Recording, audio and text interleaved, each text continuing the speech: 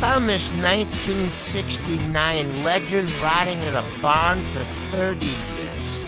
It's covered in rust, but the soul is still there. First step, the deep clean. We're stripping away decades of dust to see what we're actually dealing with. The chassis is solid, but the engine? That's a different story. Time to bleed the brakes and check the fuel lines. Every bolt is a battle, but that's the beauty of restoration. It's not just fixing a car, it's saving history. After 48 hours of grinding, welding, and swearing, she's finally ready for the first turn of the key. Will she roar, or is this the end of the road? Subscribe to wait for future.